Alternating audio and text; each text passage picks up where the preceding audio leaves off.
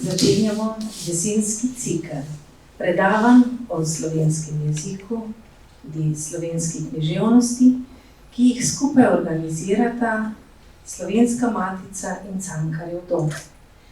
Dovolite mi, da se seveda iskreno zahvalim Cankarjevemu domu, da daje prostor tudi takim vsebinam in takim razpravam, ki se nam morda zdaj, ko imamo svojo državo, samostojno državo, urade, ki skrbijo za slovenski jezik, sploh ne zdijo tako zelo pomembna. Pa vendarle imamo občutek, da morda v tej naši liturgiji, da je vse pravno in zakonsko urejeno, se dogaja to, da je slovenski jezik bolj ogrožen, kot je bil ogrožen nekoč. In prav zato sem globoko hvaležni vsem, ki ste danes prišli, ker vam je mar za slovensko književnost, slovenski jezik. In še prav posebej je danes poseben dan, ker bodo ta predavanja posvečena literarnim ustvarjalcem iz zamejstva in to je prav poseben praznik, ko se spomnimo, da moramo vedno in samo, kadar govorimo o kulturi, govoriti o enotnem slovenskem kulturnem prostoru, ki se nikakor ne konča tam, kjer se končajo meje slovenske države.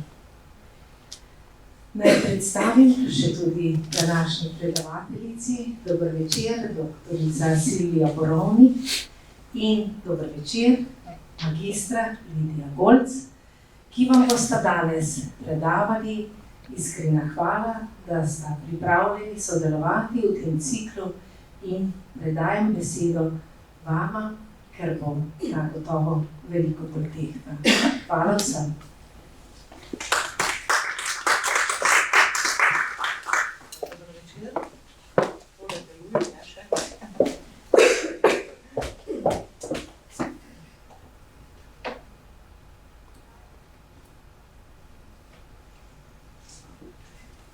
Dober večer. Naslov mojega predavanja se glasi Medkulturnost slovenske književnosti v Avstriji. In sicer na nekaj primerih, izbranih primerih iz literature Florjana Lipuša, Maje Haderlap in Petra Handkeja. Tukaj bi morda celo nekoliko obrnila, bom začela s Handkejem in to povezala z literaturo Florjana Lipuša in Maje Haderlap, ker tu obstajajo tematske, kakor tudi neke problemske podobnosti. Izbrati sem morala samo en del, drugače naj v informacijo povem, da sem o teh zadevah večkrat pisala, in sicer vsaj v 3 svojih knjigah.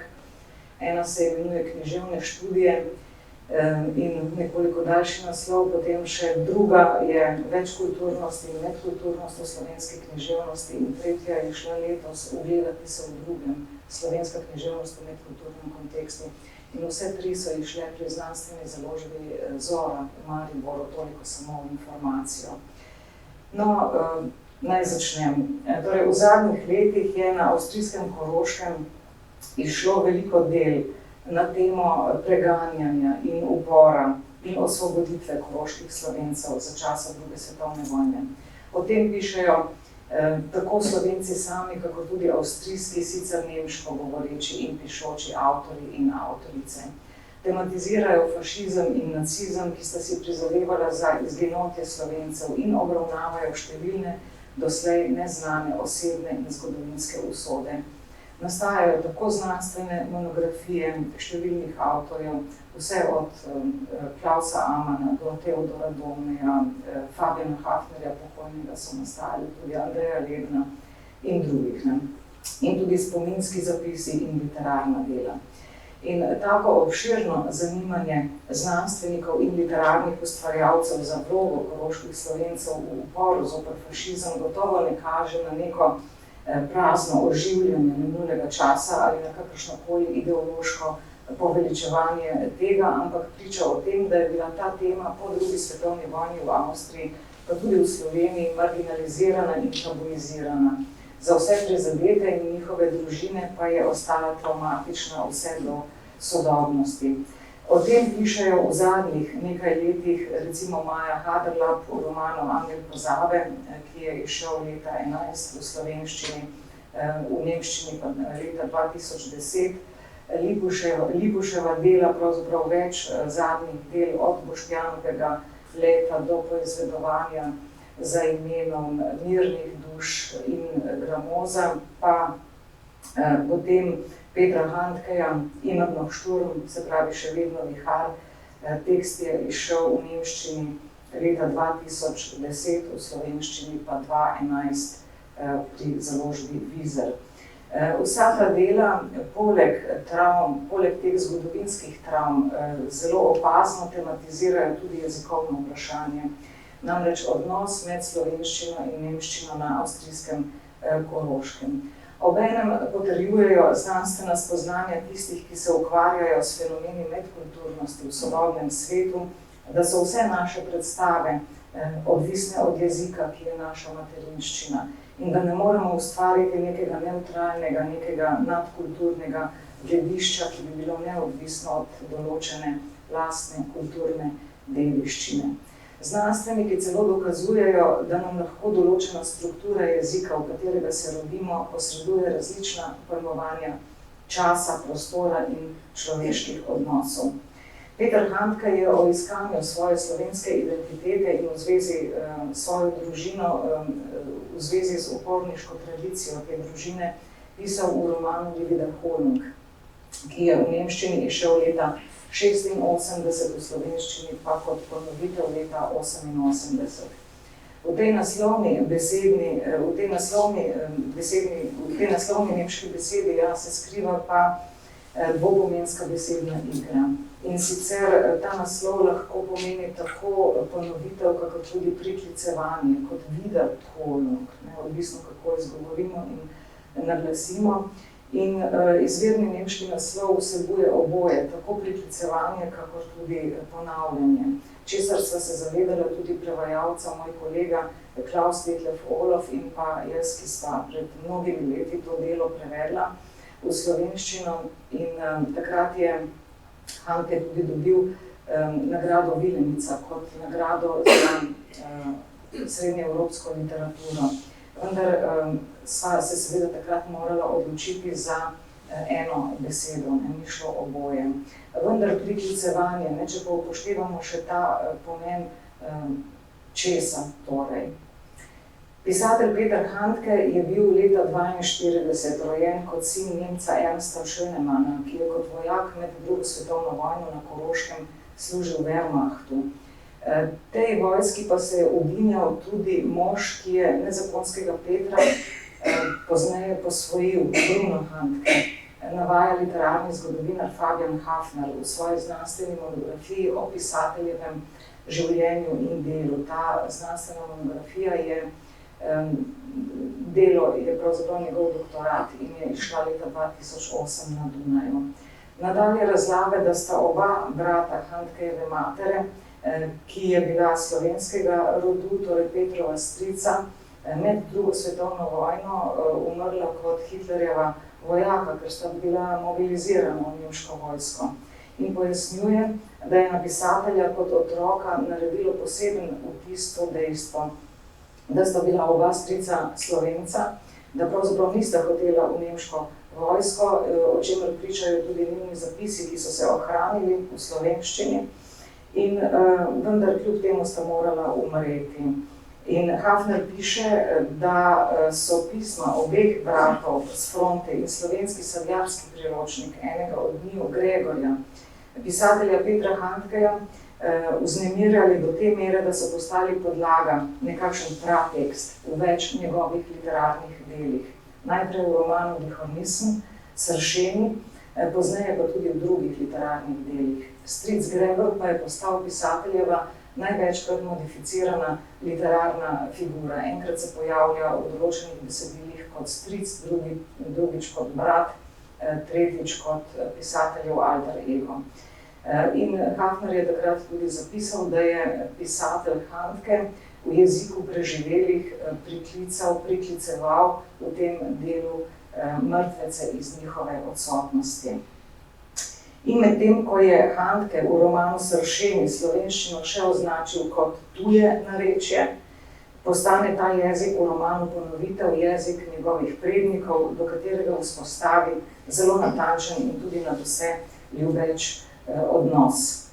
V romanu Wiederholung, Die Wiederholung ali Ponovitev se prvoosebni pripovedovalec s slovanskim imenom Filip Koval leta 1960 poda po sledeh svojega pogrešanega brata iz Avstrije v tedanjo Jugoslavijo in prispe na Jesenice. Nima še 20 let, rešil se je duhovniškega internata, ki ga je utesnjeval, opravil je maturo in zdaj doma pa je iz Vogrč na Koroškem in se odločil, da bo potoval po Sloveniji. Slovensko zna samo za silo, zanimata pa ga lasten izvor in identiteta.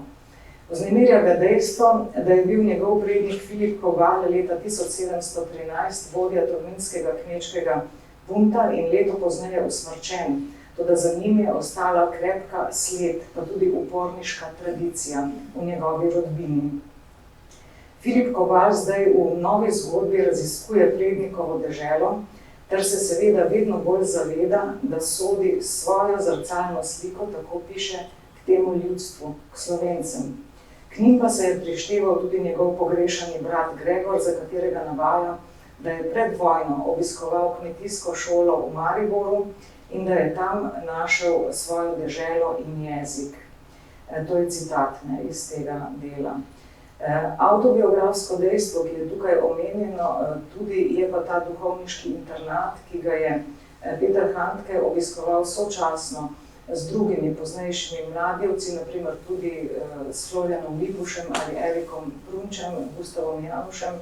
In to je ta skupina sošolcev, ki je v Ponovitvi omenjena, kako se oni tam nekje na nekem dvorišču pod drevesom skrivaj potihoma pogovarjajo slovensko. To dejstvo je nekako prikazano.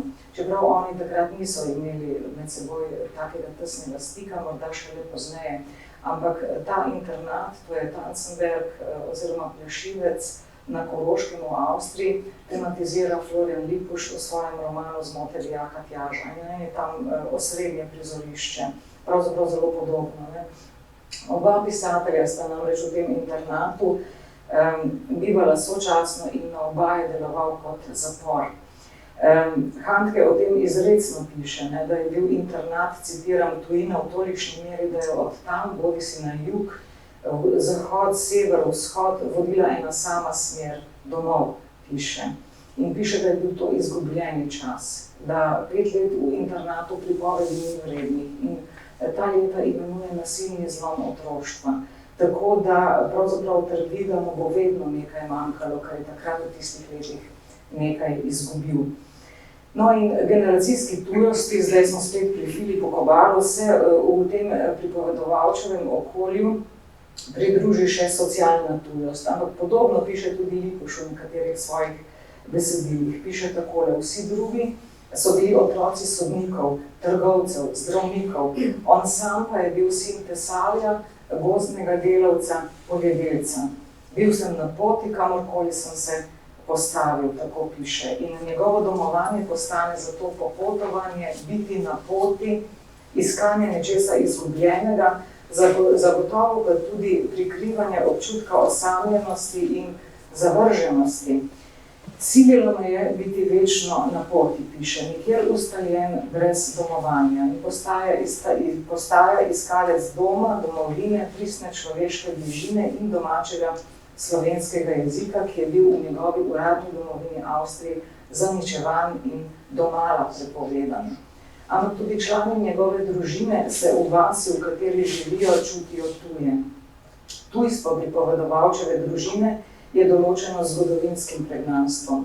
Kot potomci Gregorja Kovala, vodje tolminskega kmečkega bunta, so bili iz slovenske Soške doline po zlomu tega upora pregnani in enega od njih je zaneslo na avstrijsko Koroško.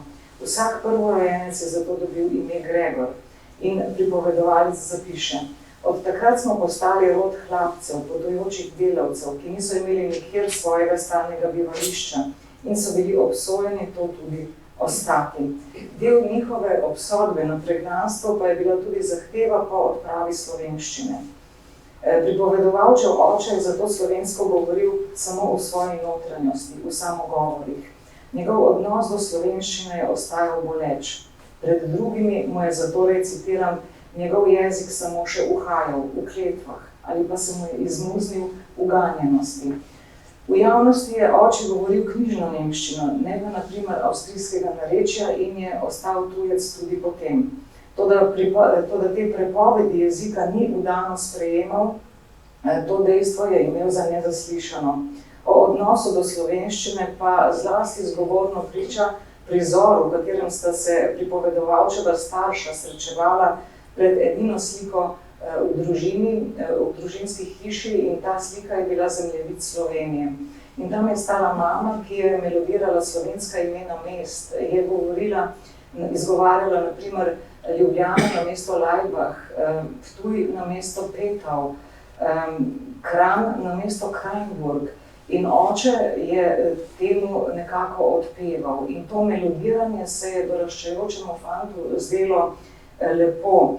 In zdelo se mu je, kakor da je vsako od teh imen zaklinjanje. Oče je v trenutkih jeze tudi preklinjal v slovenščini. Ob spominu na vojno se je pridušal svinjarija, ob čemer pripovedovalec pripominja, da je bil ta jezik vendarle boljši izraz njegovega besa nad zgodovino, svetom in bivanjem na zemlji.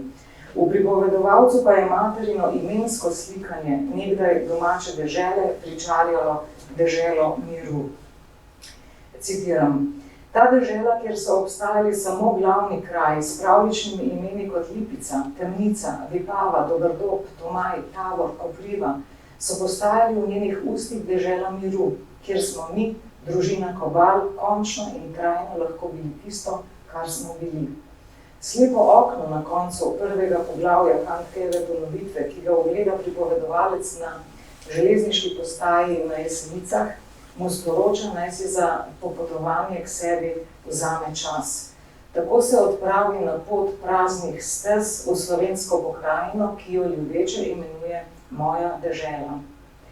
V drugem delu romana z naslovom Prazne steze se pripovedovalec spominja, da ga je avstrijska večina vsega nečesa obsojala, ga ocenjevala, ne da bi on sam vedel, v čem je njegova krivda. Zdaj na poti po slovenskem svetu pa se čuti olajšanega.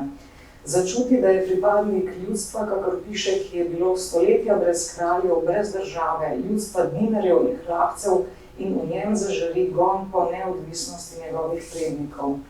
Razumevanje slovenščine, ki ga opazuje pri sebi, pa mu pomeni, citiram, vračanje v podobe, v otroštvo besed, v prvo podobo kruha in mleka, ne pa prevaljanje v jezikovno drugačnost. Slovenščine torej ne dojema kot tuji jezik, ampak kot jezik, ki spi v njegovi zavesti. Popotovanje pa to zavest prebuja.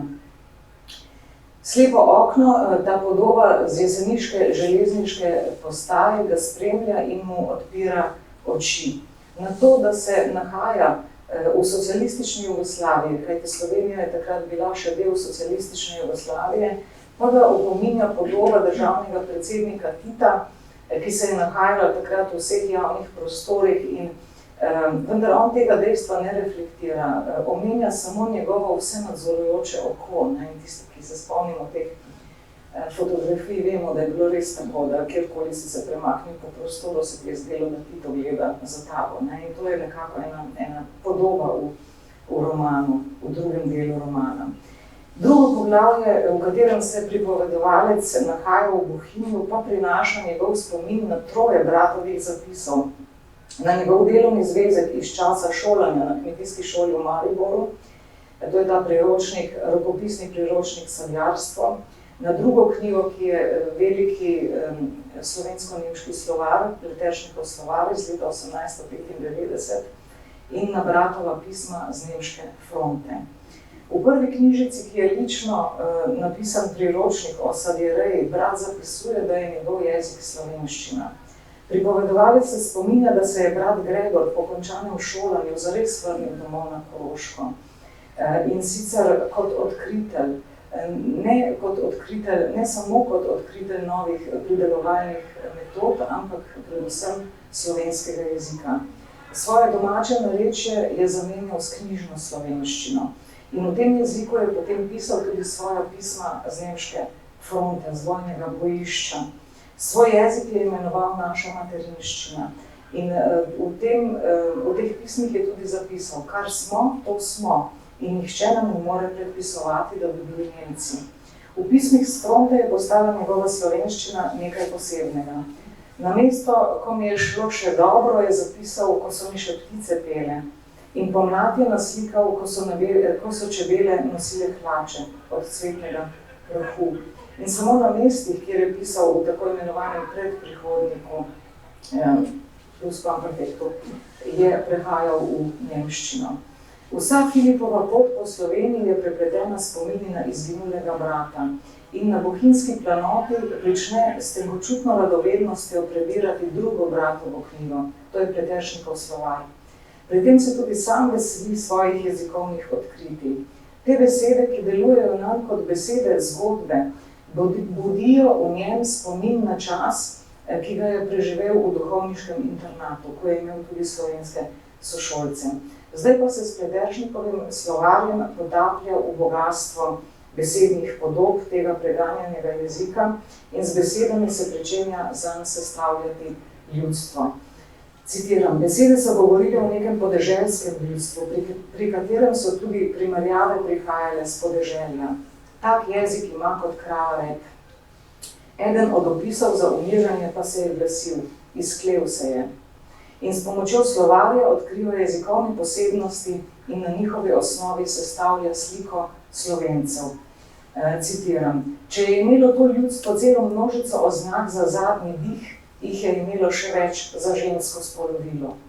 Iz dolinje v dolinje so se spreminjala imena jabolk in hrušk, ter bila prav tako številna kot zvezde na nebu, ki so se imenovale po kmečkih napravah, ali žanice in kosci, ali enostavno kot kup plejad gostosevci.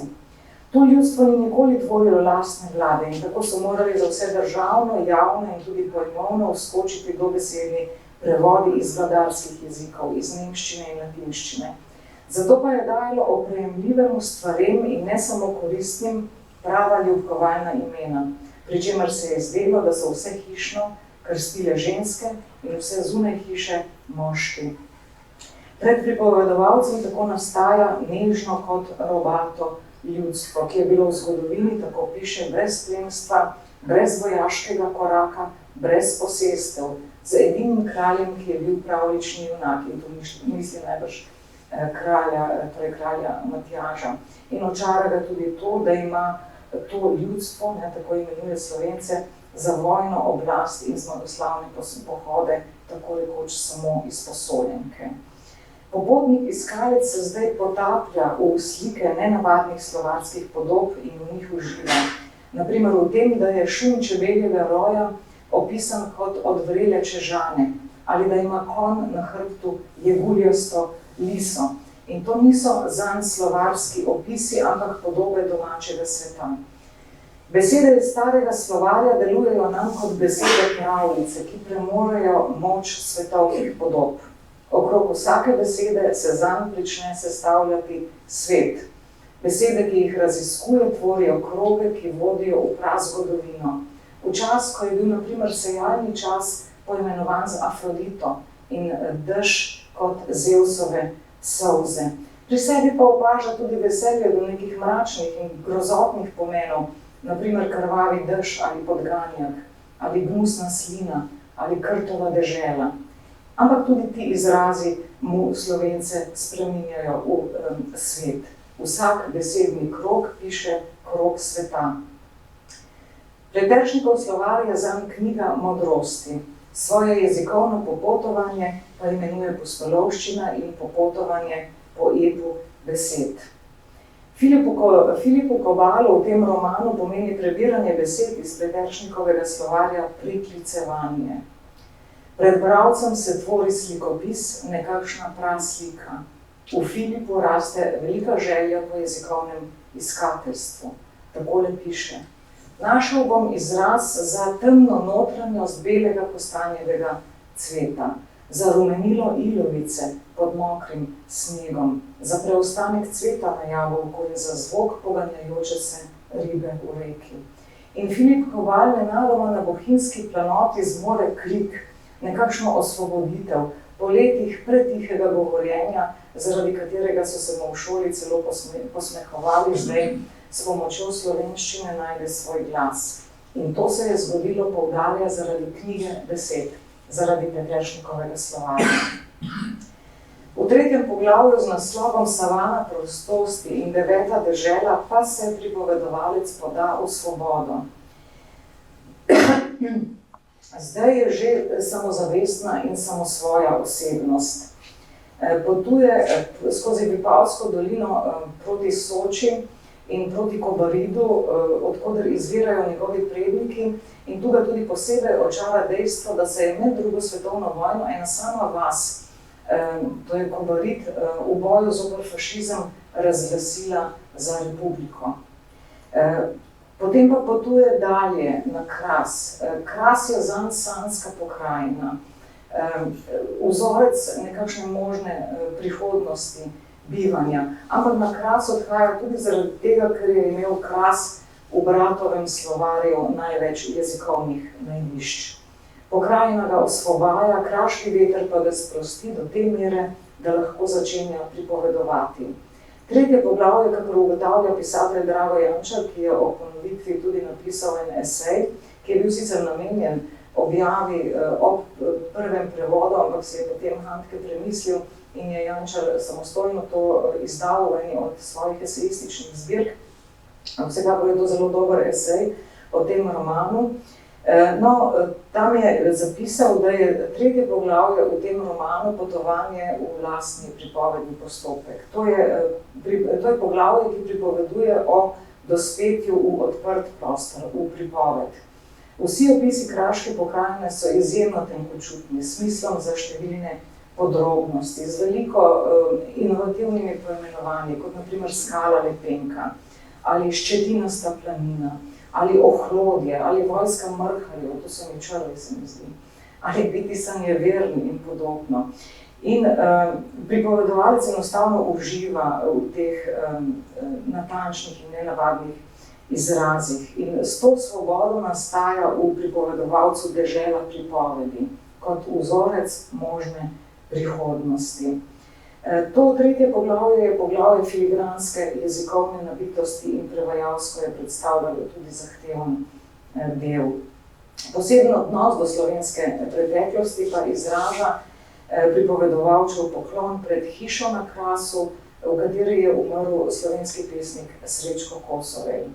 O tem, ali pripovedovalec in pa seveda nekako Handke zna slovensko, je vedno obstajalo eno odprto vprašanje in jaz mislim, da v ponovitvi je tudi del, ki potrjuje to, da seveda zna slovensko. Namreč, ko se izgubi tam nekje na Krasu in se naseli pri neki vaški ženski starki, ki ga zamenja za sina, mislim, da krajevnega kovača, on pa njej te pomote nikakor ne pojasni, ampak uživa v tej zmeri, se pravzaprav z njo pogovarja in jaz si predstavljam, da z njo ne govori nemško, ampak da se pogovarja slovensko. In ko odide v gostilno in se tam preveč napije, ima celo predavanje o slovenski slovnici. No in ob izidu romana Ponovitev leta 1986 je nemška literarna kritika zapisala, da je pisatelj s tem romanom ustvaril jezikovni spomenik za razkropljeno, preganjeno, zatirano, brezdržavno slovensko ljudstvo. V slovenskem svetu je ugledal 9. deželo. Ko se Filip Koval po kraškem popotovanju potem odpelje v Maribor, da bi našel bratovo nekdanjo šolo, pa je že izoblikovana osebnost, ki je našla svoje poreklo in notranji mir za literarno ustvarjanje. In ko na pročelju šole najde s tiskanimi črkami urezano bratovo ime, se ponovno zave njegove tragične usode. Namreč, da se je po končanem šolanju moral vrniti na avstrijsko Koroško, v sovražno deželo, piše, kjer sta ga pričakala tuj jezik in pa vojna. kot nasprotniki pa fantje, ki jim je v tukajšnjih, se pravi v mariborskih letih, postal prijatelj. Ampak zadnji del Handkejeve ponovitve že načenja temo, ki jo je potem pisatelj pravzaprav razvil v delu še vedno vihar, Iman of Sturm, veliko let pozneje. Namreč njegov Filip Koval se z vlakom vrne v Avstrijo, izstopi v Pliberku in v množici sodobnikov, tam v nekakšni halmatarski povorki, ugleda ljudi, citiram, ki so svoj čas mučili in morili ali pa so se ob tem vsaj pritrjevalno smejali in se zave, spet citiram, da bi njihovi potomci to tradicijo zvesto in brez pomislekov nadaljevali. To provokativno mesto na koncu romana, ki namiguje na to, pravzaprav, da Avstrija ni pometla svojo nacistično preteklostjo, je bilo v času izida tega romana spregledano.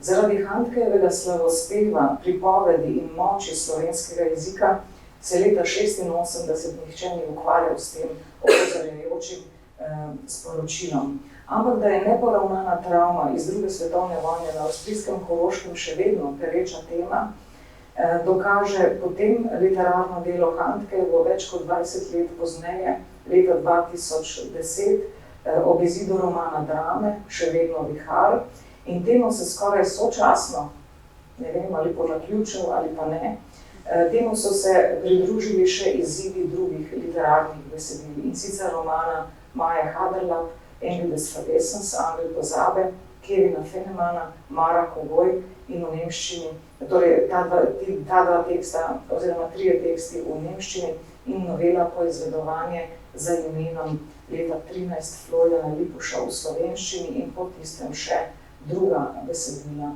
zlasti Mirne duše in Gramos.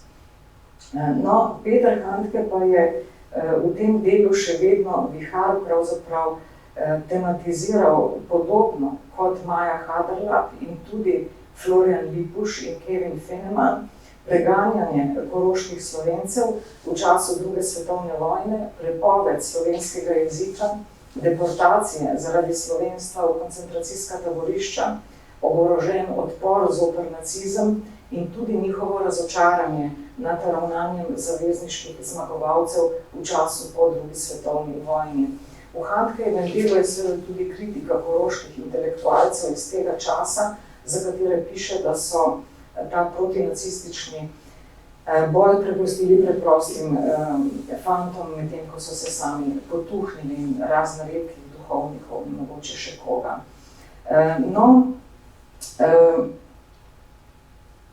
Tu nekje bi lahko pravzaprav to poglavje o Handkeju morda zaključili, ker sicer bo to predavanje verjetno predolgo. Jaz bi samo opozorila, to je na vlogo slovenščine v njegovi literaturi, namreč da je v tem romanu, drami Iman of Sturm vse kurzivno besedilo napisano v slovenščini, da ima slovenščina v tem besedilu veliko vlogo in da kaže citatno, intertekstualno, tako kot v romanu Maje Haderlap, Angel pozabe, na to, da gre za pisatelja, ki je dvojna identiteta.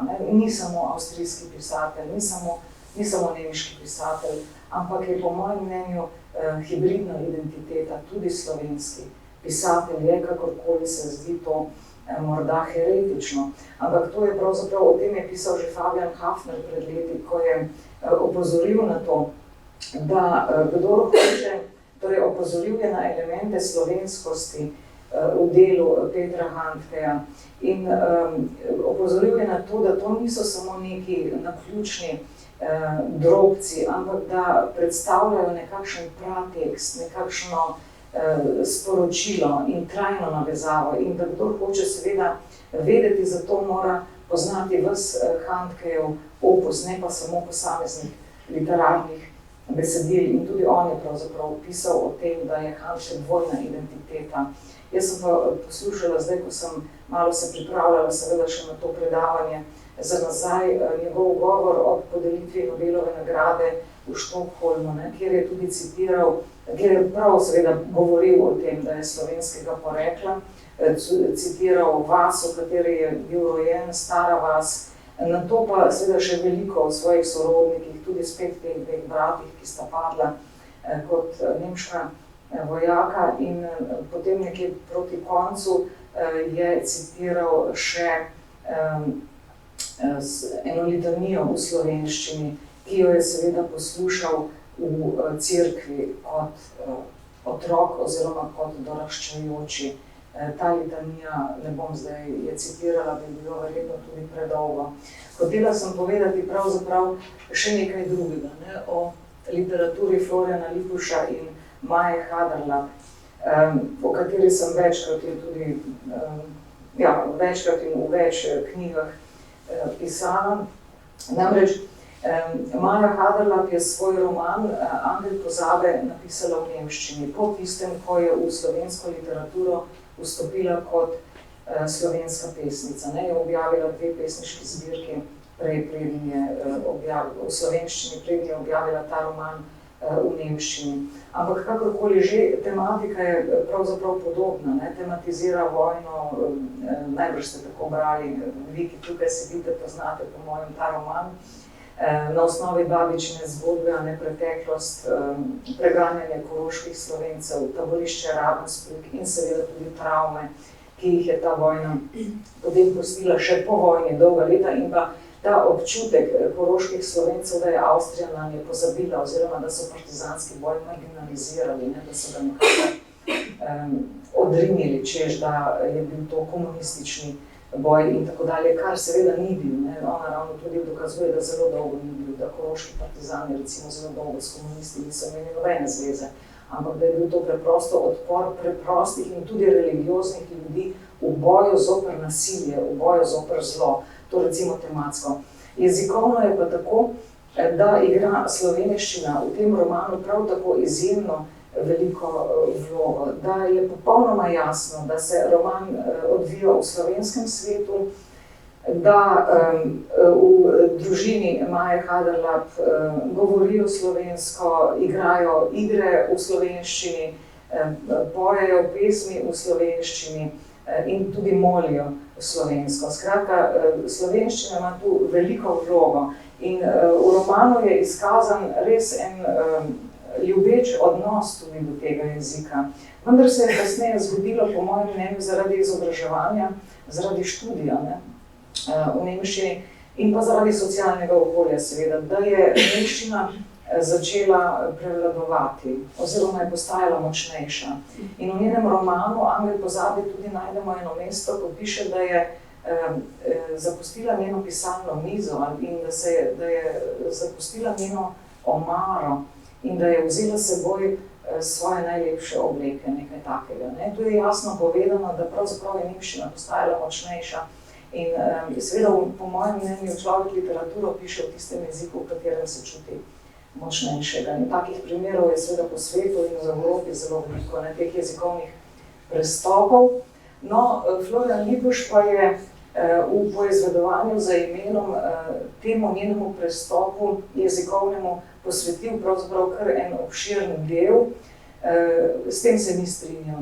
On je bil njen učitelj v tisti gorski osnovni šoli skupaj z Valentinom Polanškom, ki je prav tako bil slovenski literarni ustvarjalec in vzgajala sta otroke v tem duhu, da pomeni ohranjanje slovenščine, seveda tudi pisanje v slovenščini, izražanje v slovenščini, da to ohranja seveda tudi nacionalna skupnost pri življenju. On se s tem enostavno ni strinjal in zelo obžaloval to dejstvo, da zdaj v novejšem času v nemščino prestopajo tudi tisti koroški Slovenci, ker ona ni sama, temveč jih je še več, ki so sposobni, ki so pametni, nadarjeni, oblagodarjeni s talenti, tako on piše, in ki enostavno ne pišejo več v slovenščini. Toliko bi recimo jaz nekje zaključila to predavanje, sem pa seveda na voljo še za vsa vaša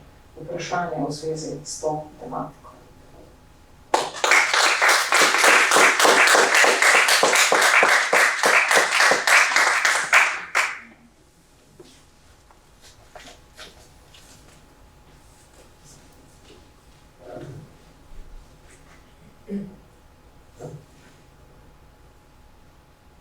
Prosim. Ne vem, koliko časa sem porabila, najbrž predolgi tudi ne smemo biti. Mogoče pa na koncu, ko bo gospa Kolc še predolgila.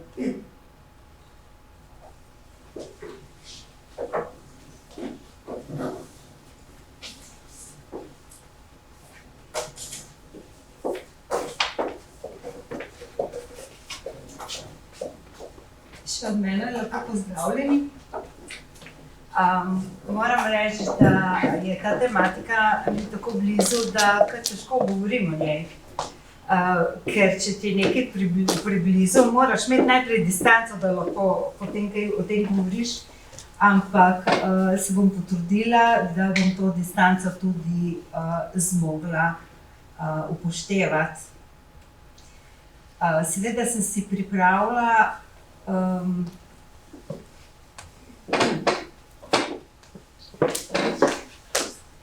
prosim? Pa bom preden bi začela govoriti, pokazala nekaj gradiva, zato da se bomo potem lažje. To je bilo pa hudo, zdaj se je vsak zbudil, kdo je.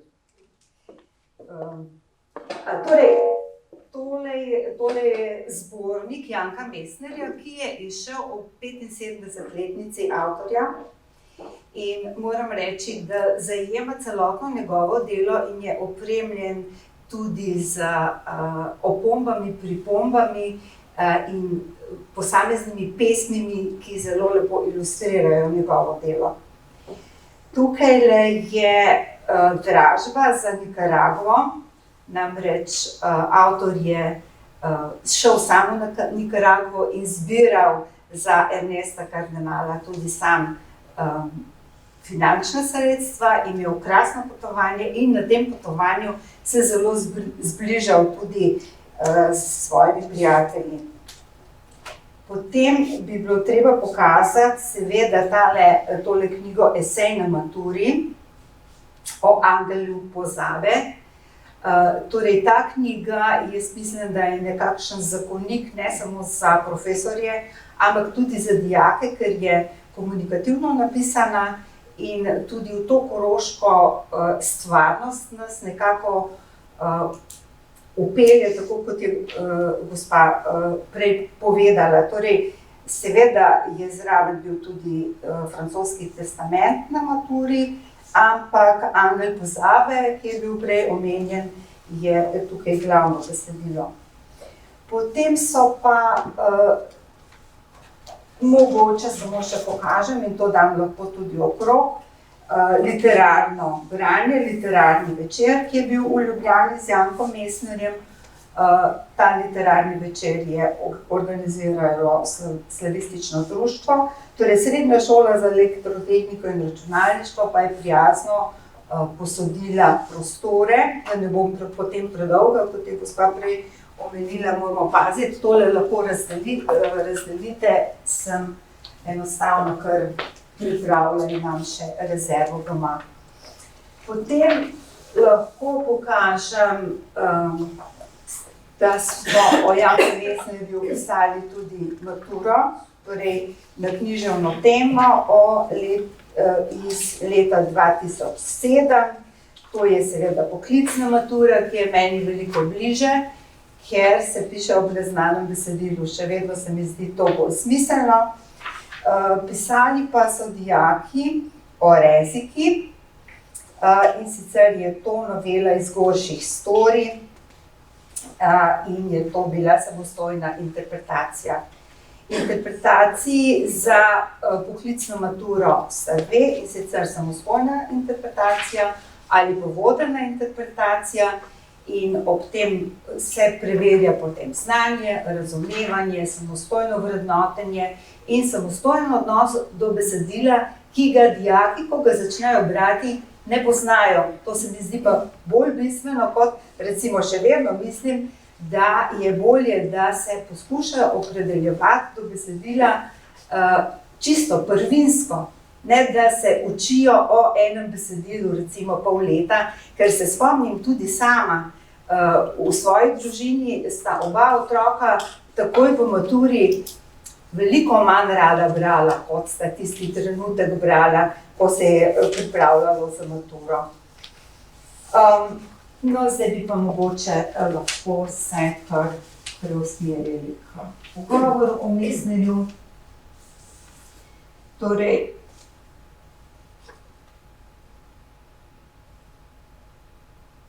današnji datum. Zakaj današnji datum? Torej, Messner se je rodil 13. decembra 21. leta, 26. oktobra je preminil, kar je mogoče malo tudi ironičen datum, ker vsi vemo, da je 26. oktobra tudi državni praznik v Avstriji, ne? In ta datum je danes bil recimo tudi poudarjen po radiju. Radio Agora ima tudi danes rojstni dan, mislim 24. rojstni dan. Tako da mislim, da je prav, da ga tudi poudarimo. Zdaj bi pa prosila gospoda, da majčkeno poslušamo Janka Messnerja v živo, če bo to delovalo, upam, da bo. Čigava je ta zemlja naša? Zemljo to naseluje Slovan Pokan. Obdeloval jo kot svoj paradiž. Germanski naden je prišel kristjan, mu rajsko zemljo vzel in pustil križ. Na prepihu bolj in bolj krnimo, odtujevanje nam ne prizanaša. Pa če molimo ali se jezimo, zemlja pa ni njihova, ne naša. Vsakdo je izšel iz nje, vanjo vsak povrne se. Kdor koplje jo in pleve rad, naj bodo smrtnemu zaklad.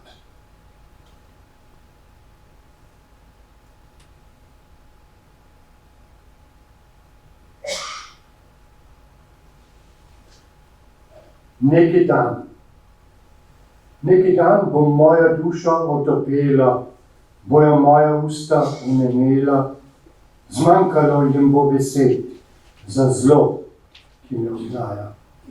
Besed za topo pamet, za dušljivi smrad tam doli, besed za surovost, ki vljudno vame laja.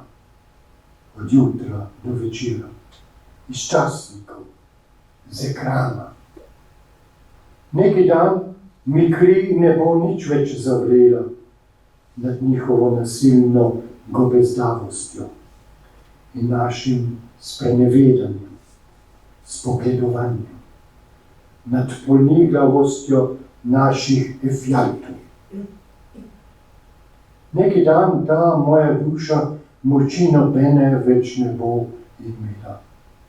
Za jezo nad mizerijo brezdanjo in brezbrežno, ki pravijo ji boj za narodni obstoj, pa je v resnici le en sam neznanski joj. En joj mene, en joj tebe, en joj nas vse. Neki dan bo moja duša utopila, mir imela in pokoj.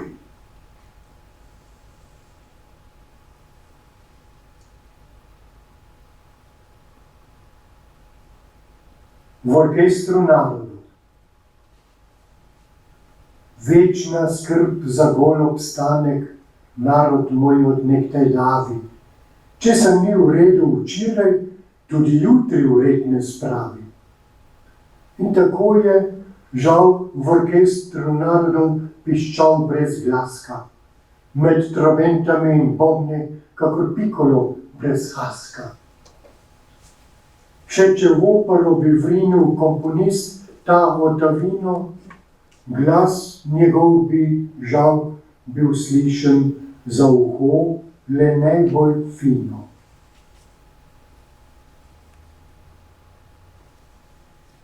Hvala lepa. Smo imeli kar probleme s predvajanjem in sem zelo vesela, da se je tole zdaj izpeljalo. Moram reči, da sta ta tri besedila so bile tudi prevedena v nemščino, pa Menard je prevajal tudi v slovenščino.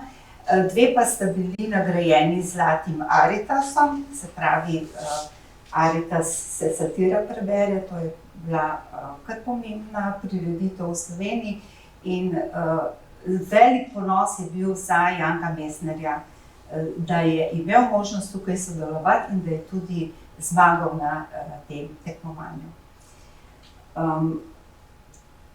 Če se Kluki, zdaj o njem je res veliko možno povedati, ampak moram reči, da prva stvar, ki jo je pa treba povedati, da sem bila zelo vesela, ko je končno Luka Janko Mestner prišel na vrsto, da smo odprli točko slovenske poti, slovenske pisateljske poti. Imela sem možnost govoriti tudi na tej slovesnosti, bila sem vesela, da sem spoznala tudi njegove sorodnike, njegove prijatelje.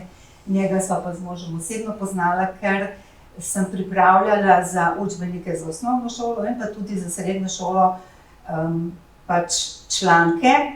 Pa moram reči, da prvi stik z njim je bil težak, znal je biti jedek, znal je biti zelo kritičen, tako da sem včasih pomislila, kaj pa, če bi kdo drug mogoče se ukvarjal z Jankom Mestnerjem, ampak se je potem nekako zelo vse uredilo, predvsem z osebnimi stiki in pa s tem, da je tudi sprejel, da si ti imel svoje mnenje, pa da si bil kritičen do česa.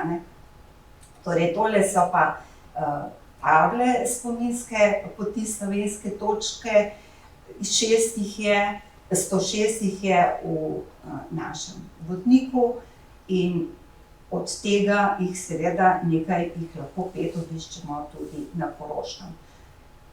Ta fotografija je za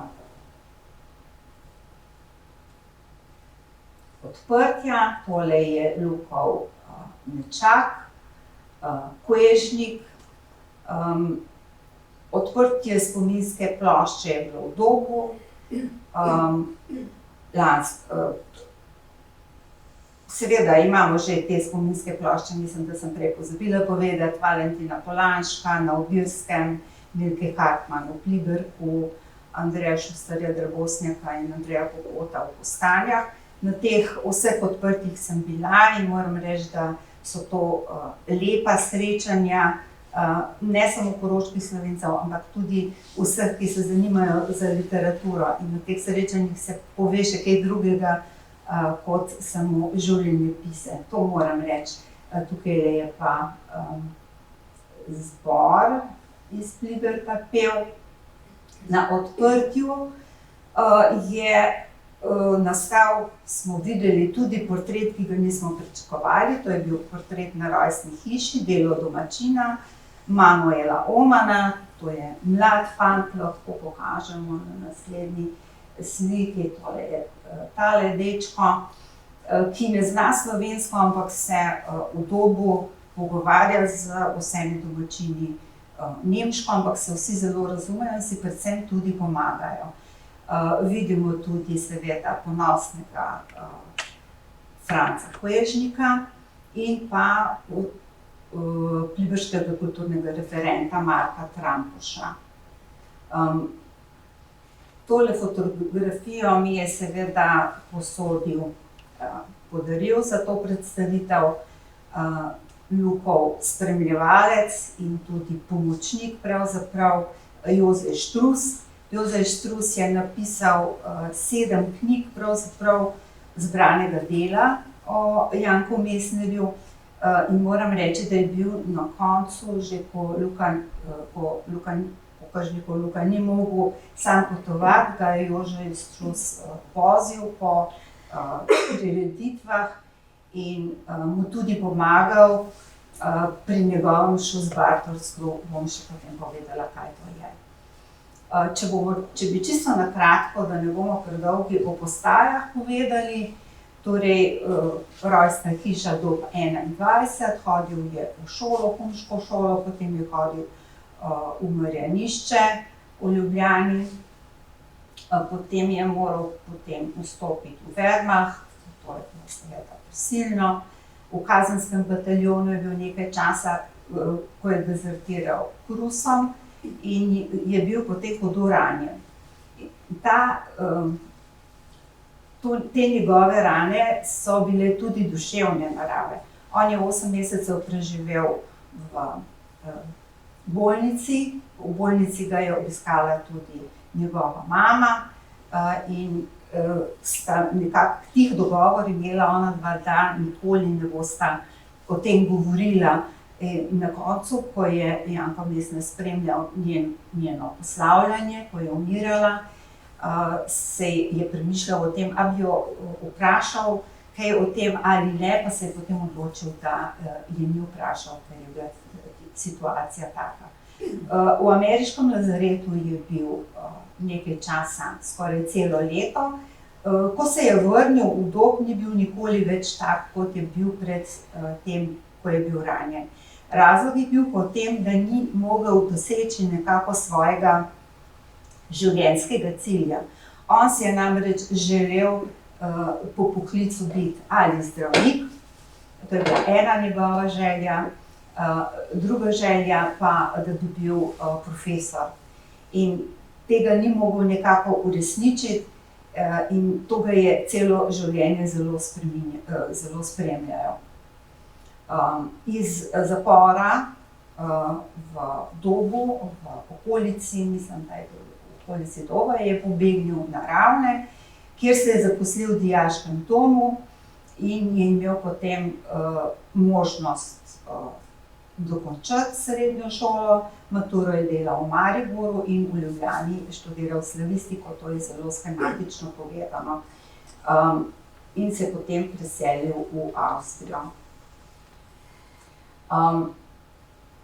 Če bi čisto na kratko, njegovo delo se mi zdi mogoče za to, kar sem si jaz danes zamislila, bi povedala samo tisto, kar je imel on najraje, na kar je bil on najbolj ponosen. In sicer je bil najbolj ponosen na to, da je osebno srečal Ernesta Cardenala, da mu je nesel pač vse, kar je zbral denarja.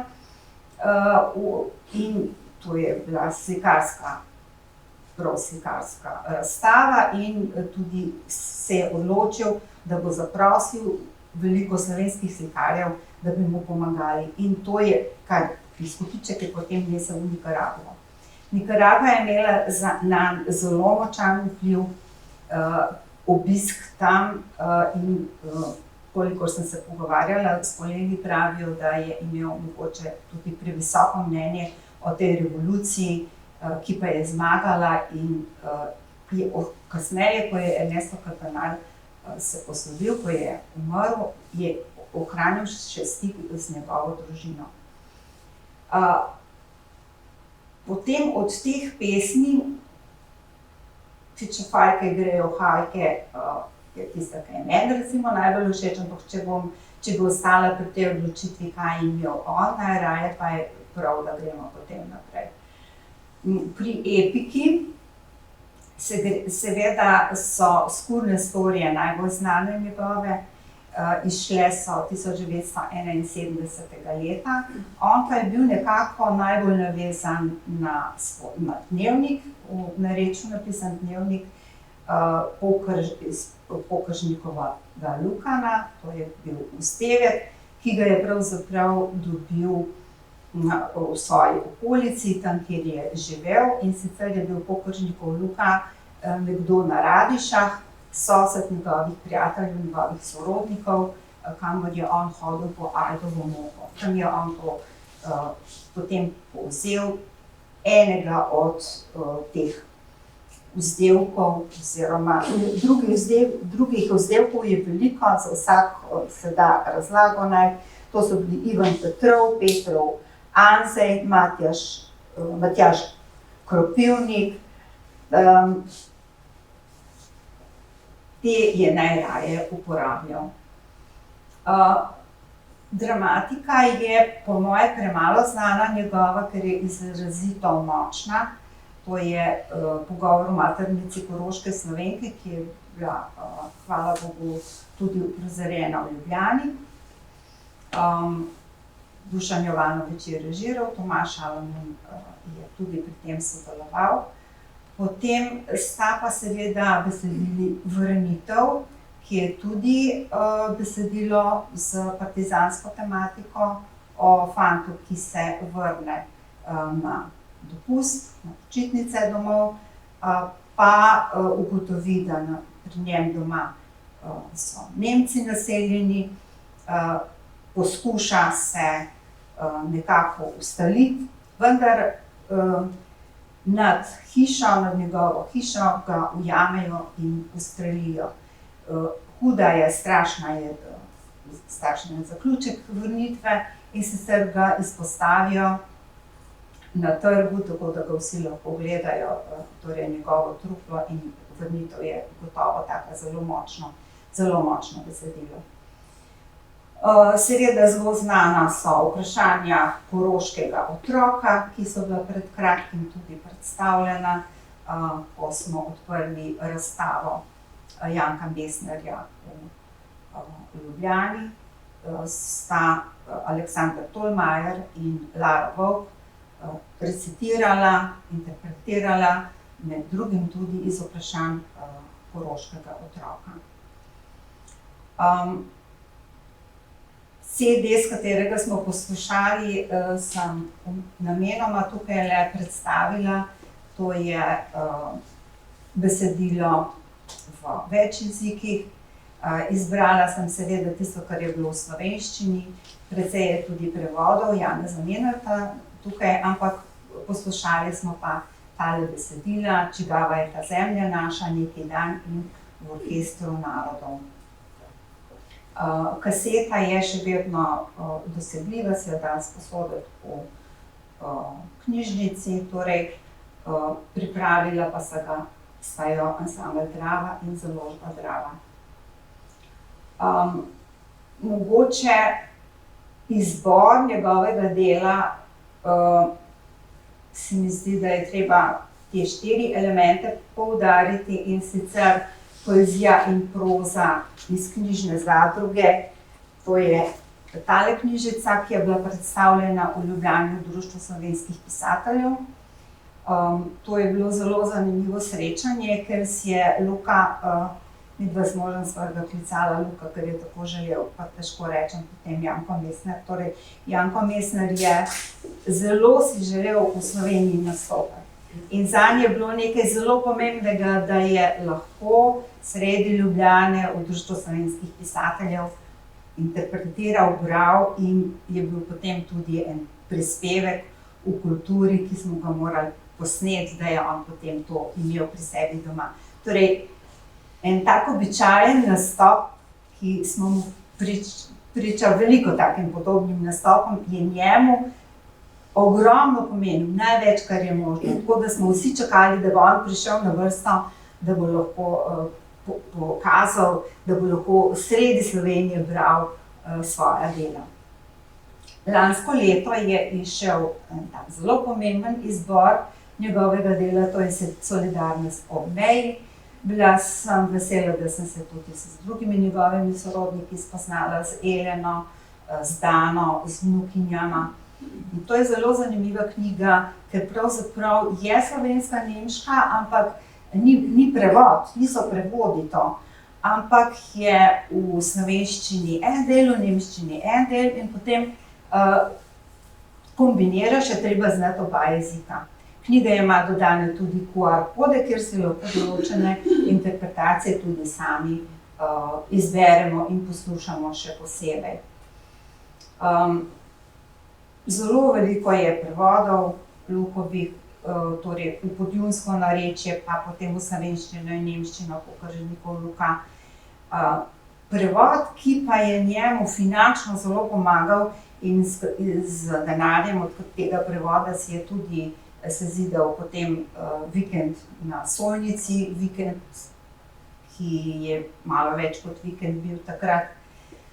To je pa razvoj slovenskega narodnega vprašanja Edvarda Kardelja. Na to knjigo je bil izredno ponosen, ker se je umestil v slovenski ne samo kulturni, ampak tudi politični prostor. Že ob prvem obisku mi je podaril tudi svoj prevod Samorastnikov. To, da je pa Sevliškarja prevedel, sem ugotovila kasneje, videla sta se bolj o sodobni književnosti tudi pogovarjala. Bil pa je ponosen, da so mu zaupali prevajanje Tantadruja, Cirila Kosmača je izredno spoštoval in ga je tudi povabil, ko je bil profesor v Celovcu na gimnaziji, ga je tudi povabil, da je pri njem predstavljal svoja dela za dijake. Torej, prevajajo različne avtorje, Menarta, Krakarja in tako naprej, kot sem bila napisala, je pa zelo rad bral Menarta in je tudi vedno me je spraševal, pa ti vse to poznaš, si pogledala Menarta, pa res moraš prebrati. Torej, za antologijo Koroška v besedi, vsega nisem prinesla s seboj, je pripravil prispevke zelo študiozno o Milki Hartmann, Valentinu Palanšku, Florjanu Liptušu, Eri Petronču, Gustavu Janošu in Andreju Pokotu. Bil je tudi ponosen in je tudi sam deloval na tem področju, da so njegove pesmi prevajali v različne jezike. In če si prišel na obisk, v prvem nadstropju je imel knjižnico in je te knjige s veseljem tudi pokazal. Od nagrad je bil najbolj navdušen za Zlati Aritas, za te satire, ki smo jih prej na začetku poslušali. Hvala za to pomoč. Seveda je bil nagrajen tudi z drugimi nagradami, ampak vedno je povedal, da on pa je bil v Sloveniji tudi nagrajen. To res se mi je zdelo prav, da ga Slovenija nekako prizna, vzame za svojega in mu tudi dovoli samega sebe izraziti. Moram reči, da se zelo z veseljem spominjam, ko ga je povabilo slavistično društvo. Mislim, da sem tiste zelene liste dala okrog. Dijaki so se res pripravili, mi smo gostovali na drugi šoli, jaz sem drugačna, so še v srednji šoli za farmacijo, kosmetiko in zdravstvo poučevala. Mi smo se preselili v center, ker je bilo tako lažje organizirati in smo imeli tudi večji obisk. Torej na šoli za elektrotehniko in računalništvo na Vegovi ulici. Bilo je čisto polno, jaz se zmeraj bojim, da profesor pripelje dijake za to, da napolnijo stole, da je polno, ne? Ampak tukaj to ni bilo potrebno, ker smo pravočasno začeli organizirati in veste, da je Mojca Maran tudi taka bila organizatorka, da je naprej poskrbela, da je vedno bilo vse lepo, ne? In potem me je pa sam še to skrbelo, ali bo zdaj Luka, kako se bo on obnašal, ali bo on hud na dijake, ali se oni nisi vedel, kako bo reagiral, ne? In sem naredila uvod, potem sem se pa zadnji usedla, zdaj pa da vidimo, kaj bo, ne. A veste, da je on imel samo govor pol ure in nič neprijetnega ni govoril. To je bilo zame tako veliko presenečenje in dijaki so me spraševali, kaj zdaj, kdaj bomo pa zapeli tisto, kdaj bomo na kitaro.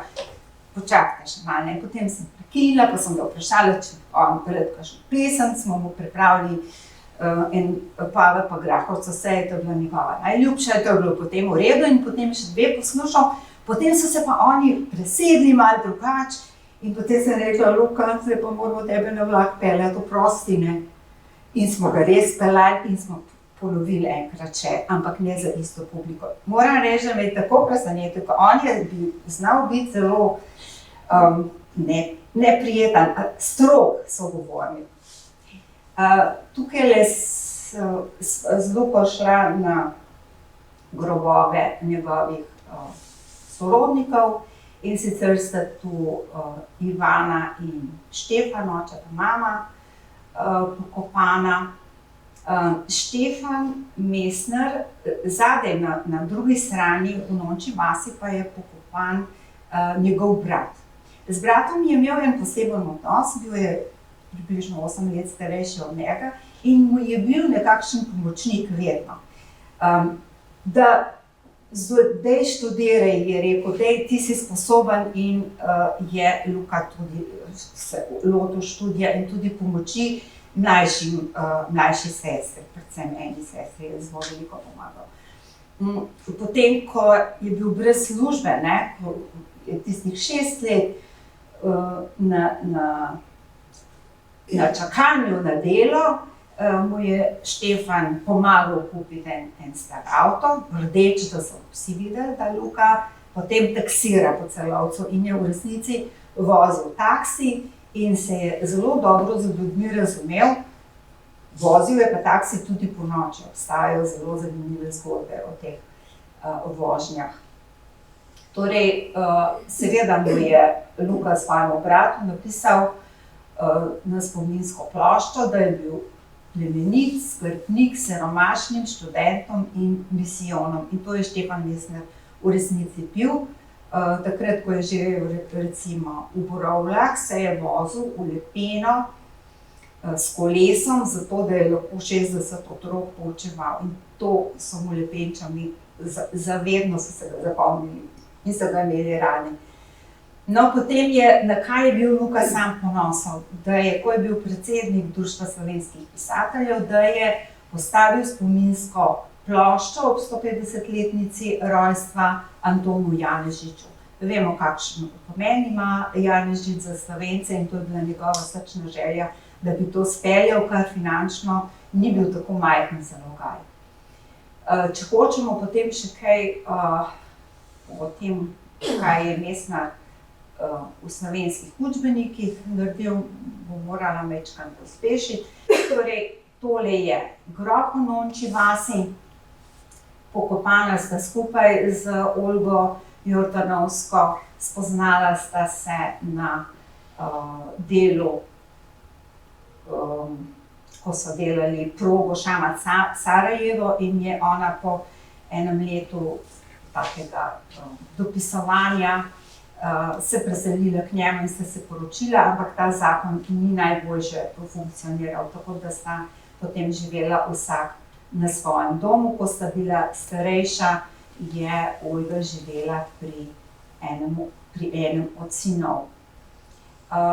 Tukaj moram reči, da pogrešam ta napis, ki ga je tudi Luka sebi napisal, torej epitaf, ki si ga je napisal, in sem zelo žalostna, da tega epitafa sinova se nista odločila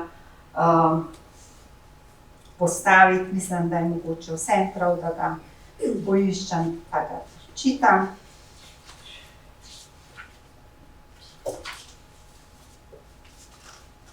Pravi pa takole: tukaj zdaj miruje Pokaržnikov Luka, da si Heimatland njegov lahko oddahne.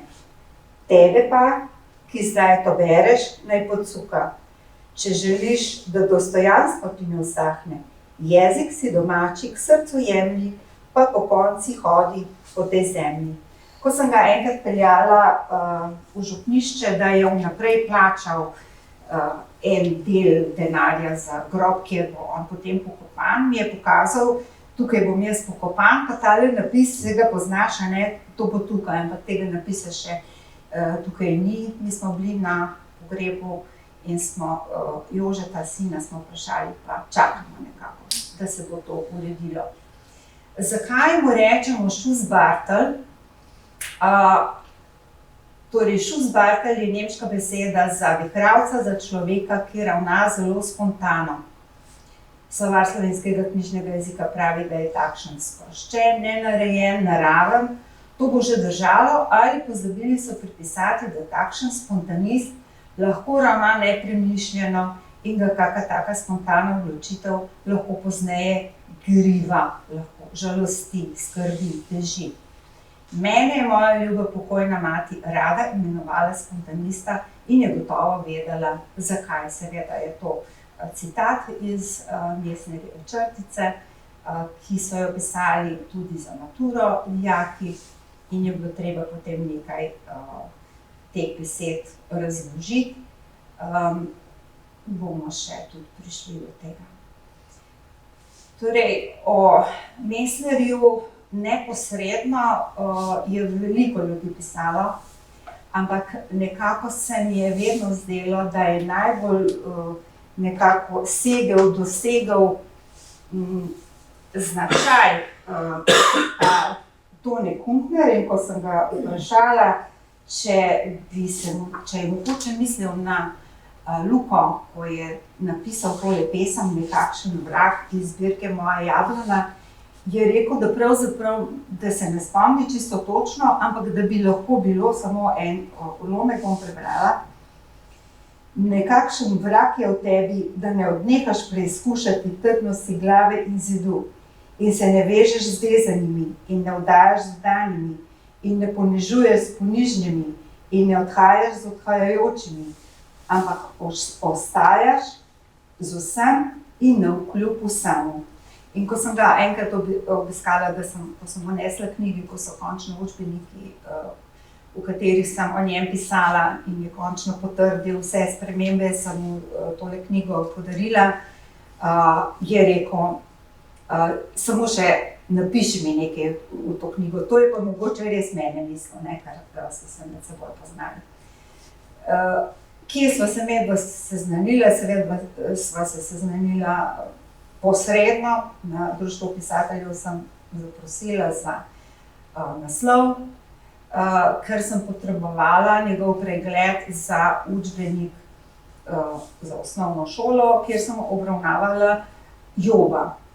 Pripravljali smo tudi torej ne samo za učbenik, ampak tudi spremna besedila za seminarje, za profesorje, in ko je prišlo tako daleč, sem pa res njega prosila, da mi je prevedel stvari, in na začetku je bil precej oster. Torej, imel je zelo veliko pripomb. Torej, Šus-Bartolovstvo sem nekako razložila. V Ljubljani sem spoznala tudi eno od njegovih nečakinj, pa moram reči, da so imeli oni kar družinsko nekako tremo pred njim.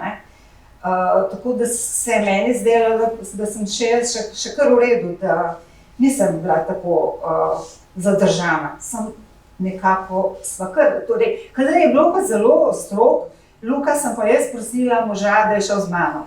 Ker jaz nisem zelo rada politizirala, ko pa sta ona dva udarila debato ene pol ure vmes, je on potem imel za moje tekste tudi malo manj popravkov, tako bom rekla, čisto po pravici. Zdaj, obiski so bili pa najprej zelo formalni. Moram pa reči, da sem se bolj veselila pa tistih neformalnih obiskov. Kam smo šli mi vse na izlet, Boris, če me boš ti mogoče dopolnil. Jaz sem si seveda nekaj zapisala, ampak mogoče pa šli smo na Plešivc, pa potem v Krnskem gradu, pa v Deželni muzej Koroške, tam smo ga morali poslikati, pa vse slike poslati, in obljubila sem mu, da jaz imam precej fotografij z naših srečanj, ampak se držim tega, ker sem obljubila, da ne bom tega okrog pajala, ker mislim, da je treba obljubo držati. Zelo zanimiva so bila srečanja proti koncu, ko je bil že zelo utrujec. On je imel eno pot okrog svoje hiše.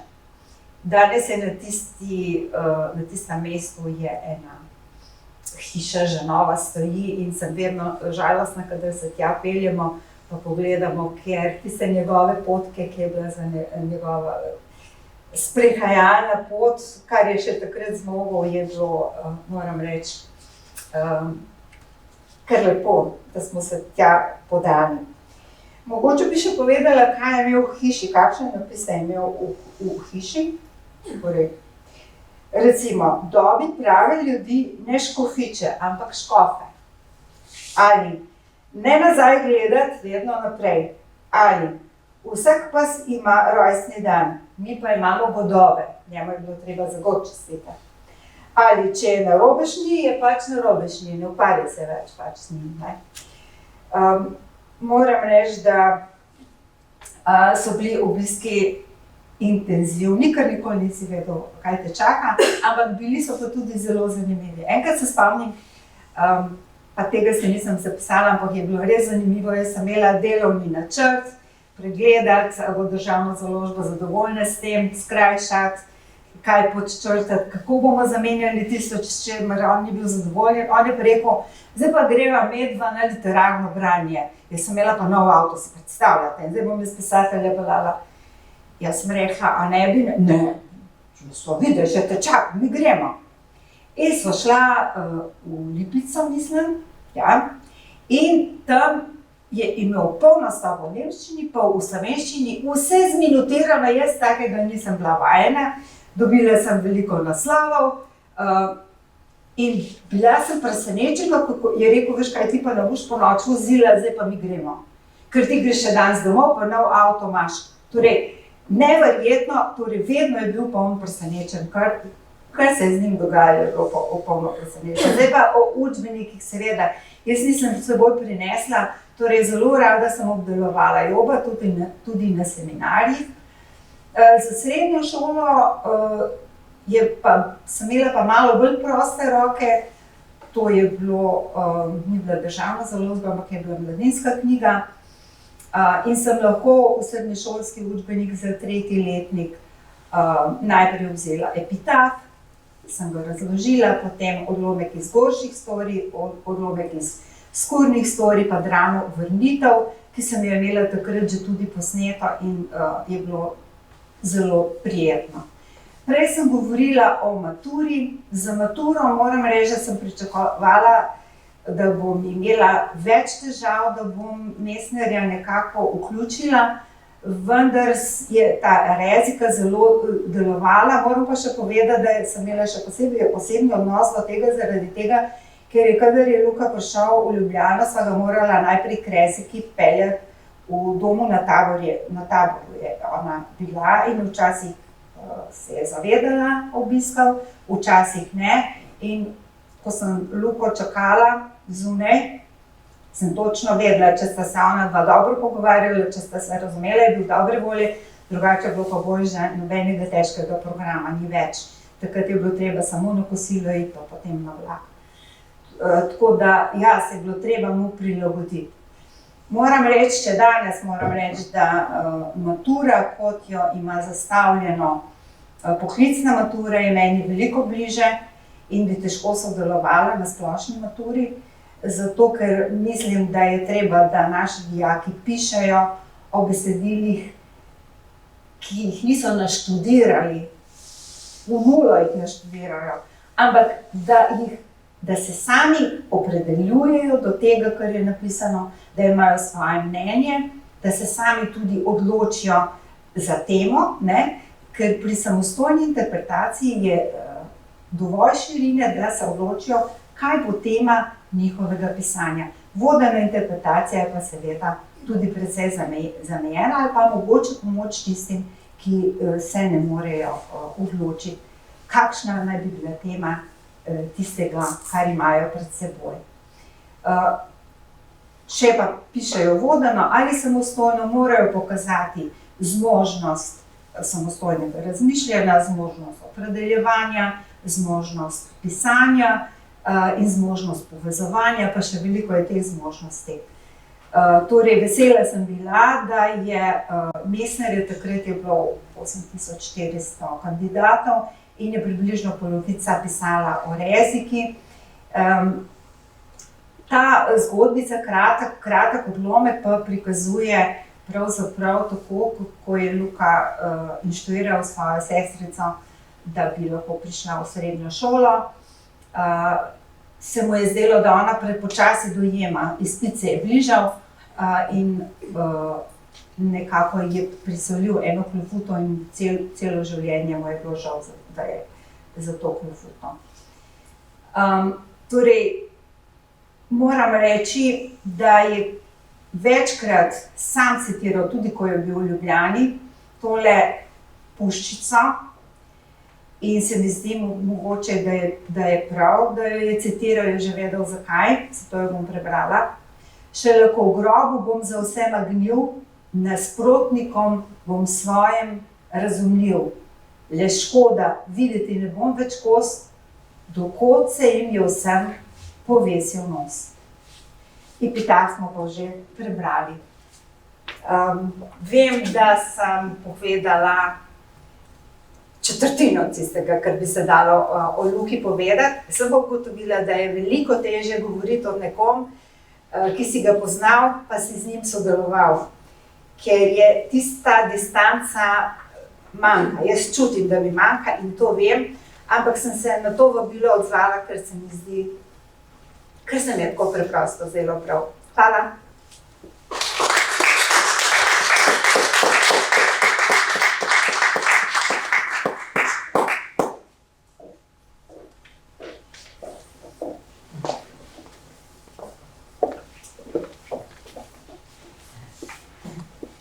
Lepa obima predavateljicama, so morda kakšna vprašanja?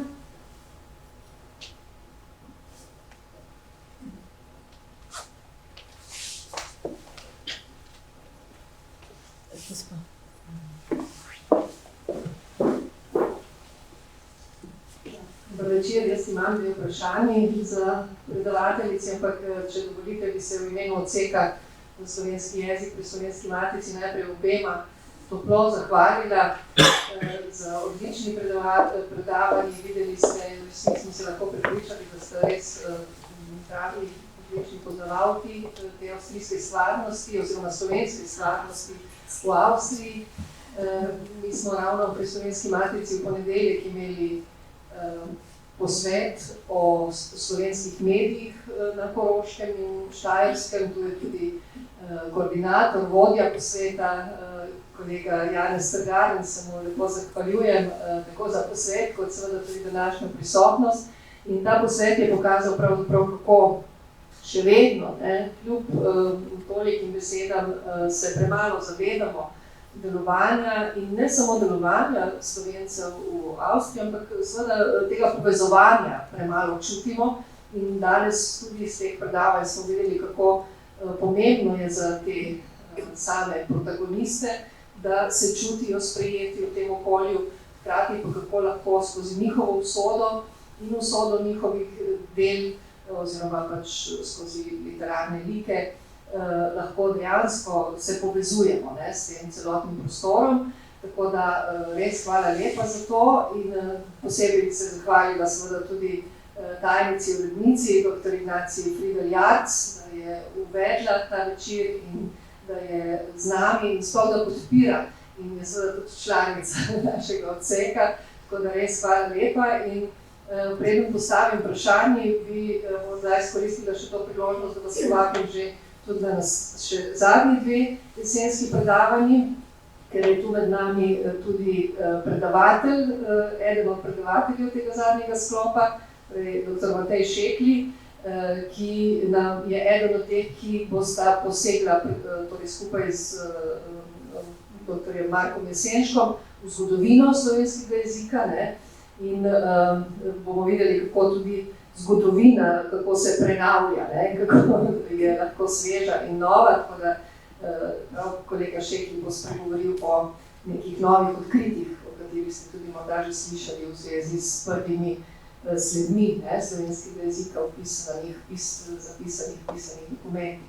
No in zdaj pa vprašanje, ker me res prav zadnje čase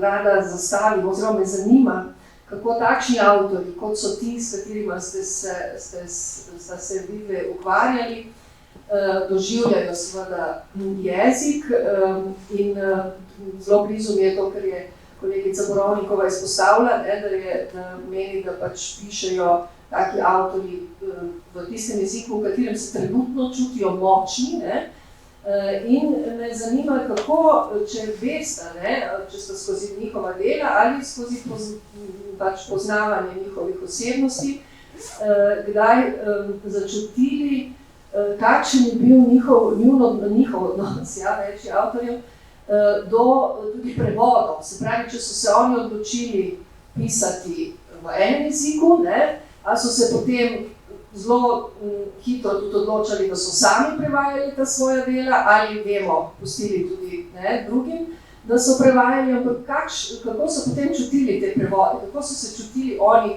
prevedene, recimo, že samo v teh, če ostanemo pri teh dveh jezikih, slovenščina, nemščina, Tako, to me zanima. Pa, če mogoče je kdaj kje kakšno pričevanje o tem, kako so se počutili oni drugačne osebnosti v slovenščini in v nemščini. Torej, ko so pisali tako in ko so pisali drugače. Ko so bili v enem jeziku izvirno, v drugem so pač bili prevedeni. Ne. Torej, v tem smislu, če imata. Ja, če smem, ne vem. Aha, ne, se bodo slišali. Kako? Mikrofon mogoče, da vidi. A ja, mikrofon. Najprej treba spet prevezati. Ja, tako.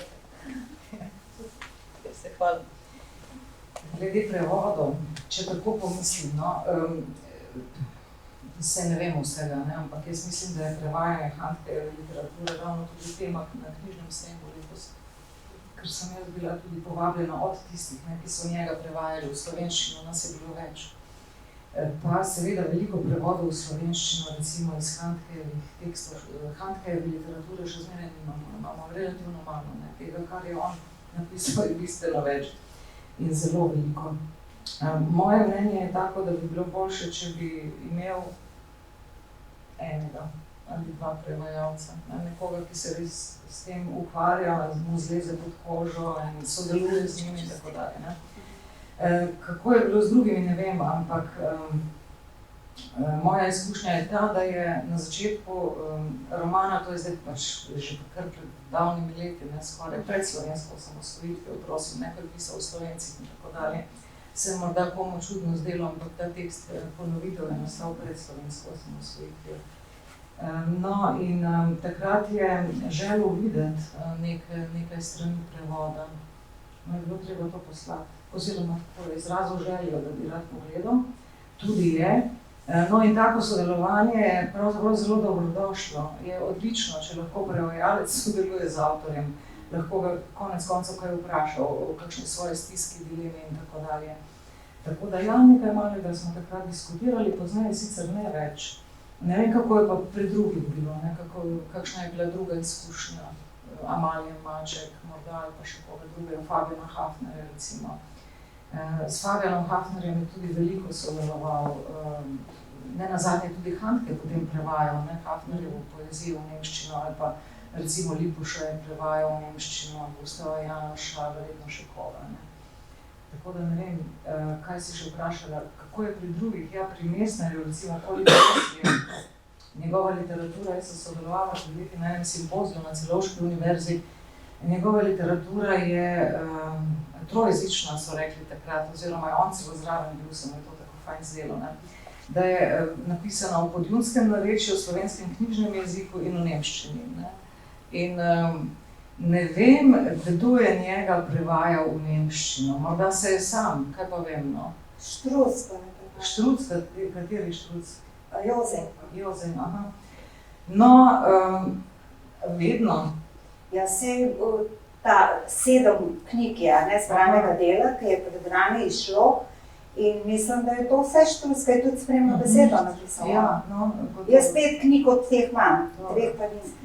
Pri Maji Haderlap je pa tako, sama se ni prevajala v slovenščino, kolikor jaz vem. Jo je prevajal, torej angliško zaro je Štefan Bever, ja, ki je sicer tudi iz Koroške in sicer iz Kotlj, kolikor jaz vem. In mislim, da sta sodelovala, da je ona tudi sodelovala pri tem prevajanju, ne kot prevajalka, ampak kot referenca, ne, in to je zelo dobrodošlo. In še poezijo njeno potem. In tudi poezijo, ja. Tako da te prevajalske prakse so zelo različne. Jaz se pa spomnim ene izjave Petra Esterhazija, ne, to je tega znamenitega madžarskega pisatelja na Vindenici pred leti, ko je rekel, prevajanje bi bilo treba prepovedati, to so sami ponaredki. Kar je seveda tudi res. Ne, po eni strani je tudi res. In lepo je, če ima avtor kongenialnega prevajalca ali prevajalko. Ja. Jaz sem sama gledala, ne, včasih sem tudi gledala, kako so prevodi narejeni in vedno nisem bila zadovoljna. Ne. Sem prav, recimo, mi je zmanjkalo, duh mi je zmanjkal na nekaterih mestih. Čeprav je recimo pa literaturo Petra Handkeja res težko prevajati, zato ker ni, kako naj rečem, silno berljiva, gladka, všečna. In kdor to naredi, na primer, da tisti njegov pravzaprav dokaj krčevit slog napravi bolj gladkega, bolj všečnega, naredi pravzaprav napako, ne, to je prevajalska napaka in tako dalje.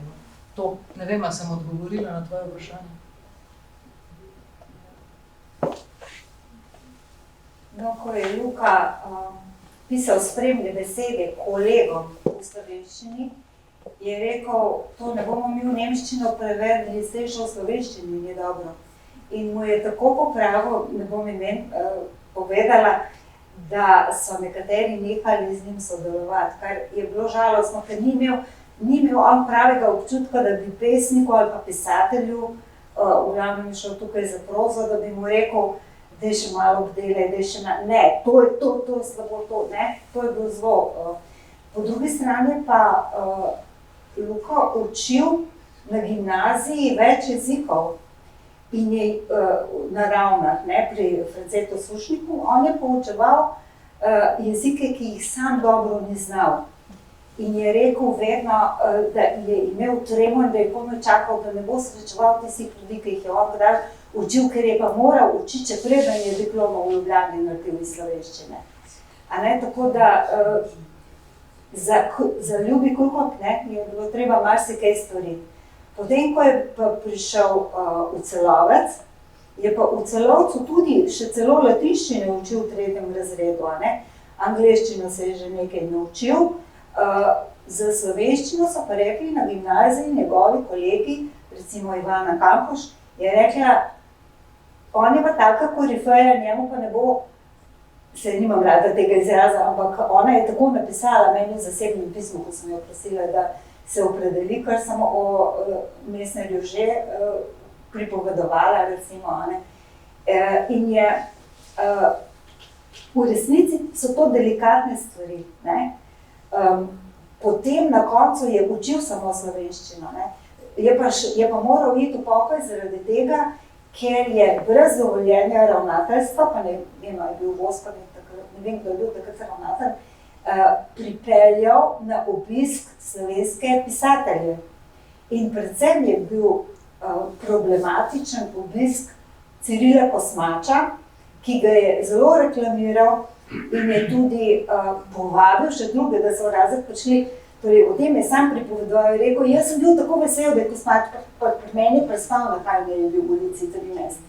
Je rekel, ampak to je bila taka napaka, mene so potem poklicali, da bom odgovarjal in skoraj s policijo je rekel, pa sem pa ugotovil, da imam jaz samo še 1 leto do pokoja.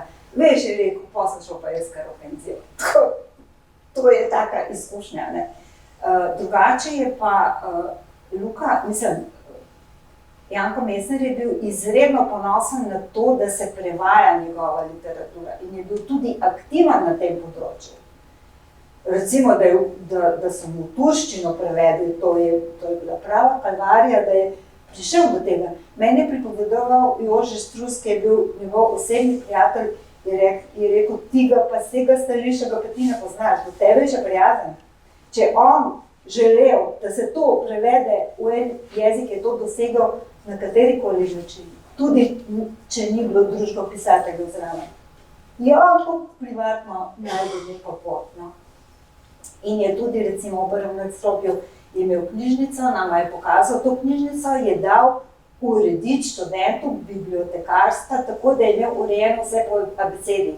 Torej, meni je zdaj, ker je ta hiša prodana, se najbolj spominjam tega, ali pa se sprašujem, kam so te knjige zdaj šle, ker njegove 40 škatel njegove zapuščine ima Musilov inštitut, bile so privatno shranjene pri Francu Koježniku, pri sorodniku v domu, v Ariku, ampak zdaj je to prenešeno, ampak zdaj se pa še ne obdeluje, in me zanima, a so tam tudi te stvari zraven, pa kaj je vse v zapuščino, to so zelo zanimiva vprašanja, kaj v njegovo zapuščino sodijo ne samo zasebna pisma, pa razglednice, pa časopisi z opombami, pripombami, ampak sodijo tudi zasebna korespondenca in on tega ni skrival, on je rekel, da je ta škatla je pa od tega, imam pa tudi zdaj že tvojo škatlo, da mi kaj več piš, da bom imel, mislim tako zelo odprt je bil, ali pa je bil Šus Bartels.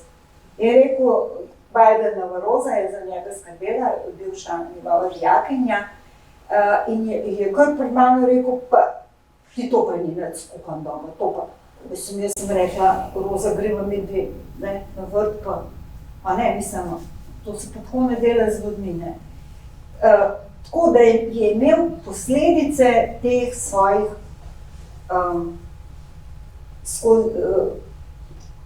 da so ga ustrelili skozi prsi in skozi roko, ne. To je bilo prav ganljivo, ko smo mi gledali, kako je on nam na klavir igral, ne, samo z dva prsta so delali, pa je delalo, ne, tako da, ja, je bilo zanimivo. Sem šla mimo, ne, Vesna? Prosti. Hvala za vse odgovore. Aha, še eno vprašanje. Jaz bi se en komentar imel, to, kar je Lidija povedala. Sem to bi dodal, da kar je Lidija povedala, da bo mogoče bolj jasno, ne, zakaj so ga upokojili, ne, ker oni, takrat je bilo tako vzdušje v Avstriji, ker mogoče bo nekomu nenavadno, zakaj bi bil problem, če so slovenski pisatelji prišli na to šolo. Problem je bil v tem, da so vse pisatelje, ki so prišli iz Slovenije, posebej pa Kosmača, smatrali za komuniste. In to je bil problem, ne? Ker je on vabil komunistične pisatelje v Avstrijo. Da ne bo kakšen čudno, da je na slovensko gimnazijo slovenske pisatelje povabil, zakaj bi ga zaradi tega upokojili. Skratka, smatrali so jih za komuniste in je bil pač močan pritisk, da se pač komunistične pisatelje te vabijo. To je ena stvar, drugo pa to je mogoče Lidija mogoče premalo to povedala, ker je bil on ranjen, on je želel postati pianist in je bil ranjen tako, da je bilo to nemogoče. Imel je pač hudo poškodovano eno roko in je seveda zaradi tega ostal brez tega poklica. Sem to. Saj se pravzaprav ne bi oglašal, ampak moram najprej popraviti napačno pohvalo Vesnino. Ta posvet v Slovenski matici je vse niti držal in je ga skoordiniral dr. Daniel Grafenauer. Jaz sem bil sam konferencier ali moderator ali kakorkoli se temu reče v redu. Vse smo prej kakšno besedo rekli tudi konceptu, pa vabljenik, ampak drugače zasluga dr. Grafenauerja, seveda tudi sodelavci na Slovenski matici. Zdaj, Janka Mesnerja sem poznal, sva se tudi stikala, midva sva o literaturi kot o politiki govorila in on je bil seveda tudi ta primer na šoli, so še kakšni drugi, je bil lahko zelo, več kot direktor, zelo nesramen, agresiven, nestrpen do političnih nasprotnikov. Spomnim se dijaškega študentskega posveta v Podravljah, ko je bil na eni strani Loro Kasel, duhovnik, taka bi rekel mila oseba, kulturnik, tudi avtor, na Turca pa Mesner, ki sta bila generacija, mogoče kdaj še kakšna sošolca. In ko je, ali se je mogoče Kasel zaradi njegovih nekaterih političnih izpadov Mesnerjevih malo pritožil in Mesner rekel, ti bo tisti kristjan, ti če ti jaz polijem nico udar, mi moš nastaviti desena, ne, ker ti bo. Zdaj pri prevodih še to, da, kot je bilo rečeno, za Majo Haderlap, da je Štefan Weber Angela pozabe, mogoče sama rekla, kongenialno prevedel, da sta se tudi kot Korošca zelo blizu, v bistvu tam čez Peco, da sta se dobro ujela.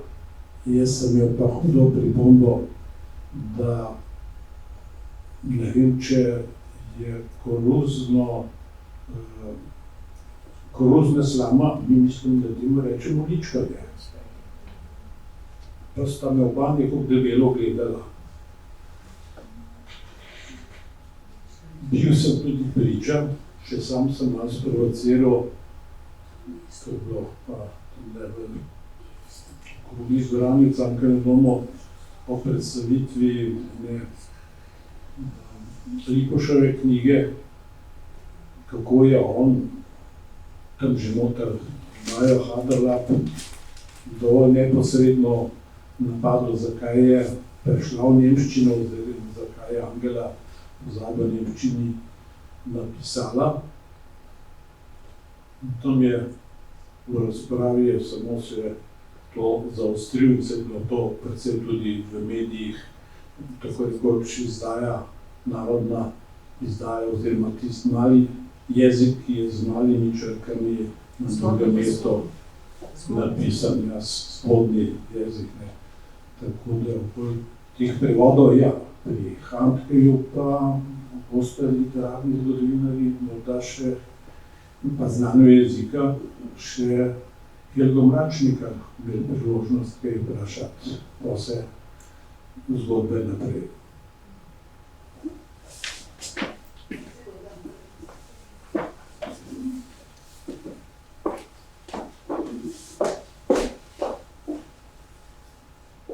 Najprej bo ta anekdotičen spomin o Maji Haderlap. Uvrstili smo jo tudi v gimnazijsko antologijo branja 4. del, kjer je sodobna literatura. In to je bilo timsko delo, jaz sem bila vodja projekta. Kolegica, ki bi morala to torej, operativno izvesti, je bila proti.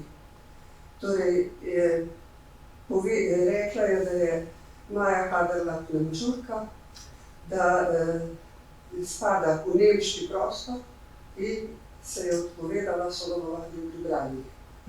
Mi smo vseeno pač tekst objavili in jo tudi. To je mogoče tak spomin o Maji Haderlap. Janka Mesnerja sem seveda jaz tudi poznala, in ko sem ga prvič videla, se mi je zdela ena velika tečnoba. Z očetom sem bila pri njem, no in je oba tako nekako kislo sprejemal in gledal in tako. Potem je sodeloval veliko z mojim možem pri delu, moj mož je bil pri delu kulturni novinar in mu je vedno rekel, tovariš Milan. No in v tem času sem jaz enkrat napisala, ne vem že o čem, nekaj v delu, rekel, tako dobro, ona bo pisala o moji 90-letnici. Jaz sem rekla, kaj nekaj, da se to je njega ne poznam. Skratka, tako je pravzaprav bil nihajoče razpoložen. Jaz lahko rekla, ja. Drugač pa meni se zdijo te njegove puščice in zgodljivke zelo fajn, zelo zadenejo žepico na glavico. To je to, ne znam. Hvala lepa obema, zelo je bilo fajn.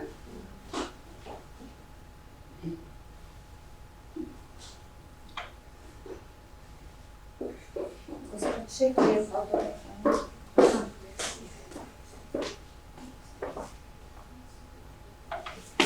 Morda še kdo, sicer pa najbrž nas Cankarjev dom že zaklepajo, skoraj da smo eni zadnjih, ne?